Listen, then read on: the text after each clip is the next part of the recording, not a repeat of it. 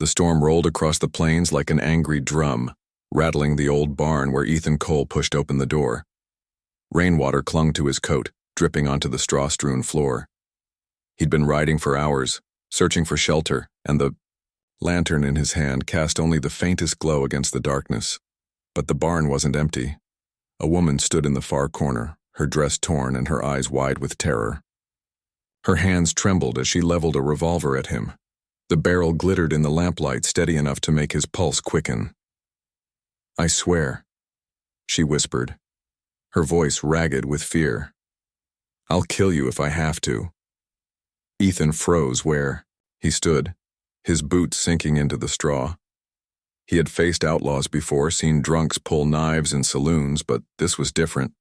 She wasn't hardened. She wasn't cruel. She was desperate, cornered like a rabbit with nowhere to run. Raised his hand slowly, keeping his voice calm.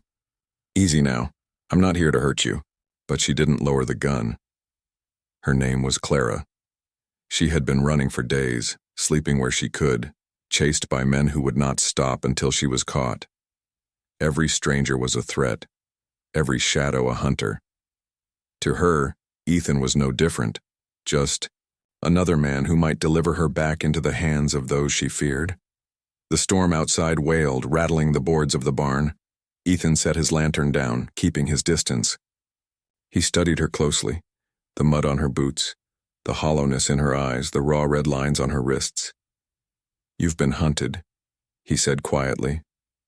Her lips trembled, but she said nothing. Her revolver answered for her. When silence became too heavy to bear, Clara's story spilled out. She had worked as a saloon singer in Deadwood, her nights filled with smoke, laughter, and the jangling of piano keys. But one evening she heard things she was never meant to hear. Powerful men plotting to seize the town with blood and fire. She tried to leave, but they found her friend May hanging in the alley as a warning. Clara barely escaped with her life.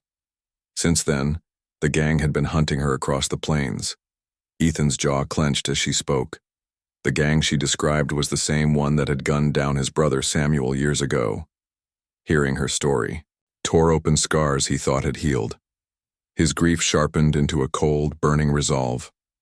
Ethan told her of Samuel, how his younger brother had stood against the gang, only to fall in the dirt while the lawmen turned their backs. Since then, Ethan had carried vengeance like a stone in his chest but never acted on it. Now Clara's story lit that old fire again. He looked at her, trembling in the lantern's glow, clutching the revolver as though it were the only thing keeping her alive. "You're not alone anymore," Ethan said softly.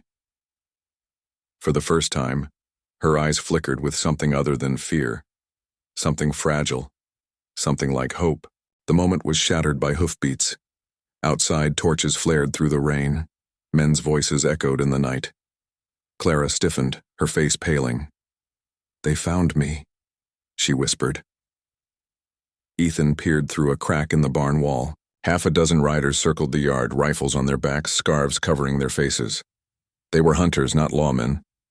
"You'll have to trust me," Ethan said. Her revolver quivered in her hand. At last, with a choked breath, she lowered. Fine, but if you betray me, I won't," Ethan said firmly. "Now move." They slipped through the back of the barn, the storm covering their escape.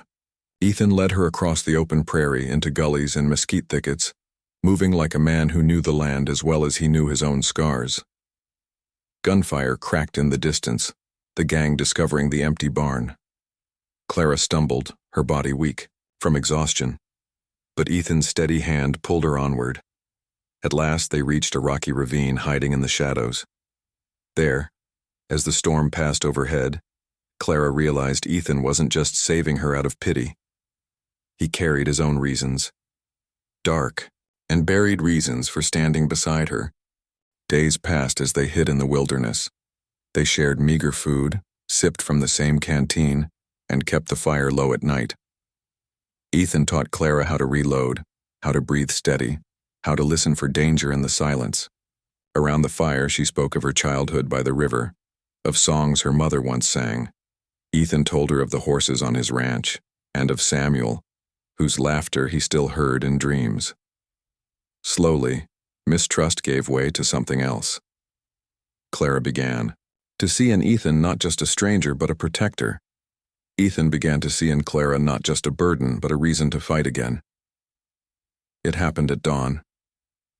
Gunfire shattered the quiet, echoing across the canyon walls. The outlaws had found them. Ethan pulled Clara behind cover, firing back with deadly precision. Bullets sparked off the rocks, dust rising in choking clouds. They were outnumbered, 5-2, yet neither gave ground. Clara's hands shook, but she fired anyway, each shot carrying the weight of fear and fury. The words she once said, "I'll kill you if I have to," were no longer a trembling threat. They were truth. Side by side they fought like cornered wolves, each protecting the other. When the last outlaw fell silent, the canyon went still. Clara stood frozen, her revolver still smoking, tears streaking down her cheeks. Her breaths came ragged, her whole body trembling. She looked at the dead, horror written in her eyes. "I didn't want this," she whispered. "I never wanted this." Ethan stepped close, his hand resting gently on her shoulder. "You did what you had to," he said. She shook her head. "I'll never forget their faces." Ethan looked at her with quiet awe. She wasn't broken. She was stronger than she knew. The rising sun painted the canyon gold. Clara lowered her revolver at last, letting it slip into the dust. For the first time, her hands were still. They buried the dead in silence. When it was done, Clara turned to Ethan. "Where do we go now?" Ethan adjusted his hat, his voice steady. "Back to town. Together. It's time someone stood up to them, for Samuel, for May, for all the ones they've hurt." Clara hesitated, then nodded. For the first time in days, she felt the weight of fear lifting. As they rode out of the canyon side by side, the sun behind them and the open plains ahead. Truth settled deep in their hearts. The Wild West had scarred them both, but together they had found the strength to rise again.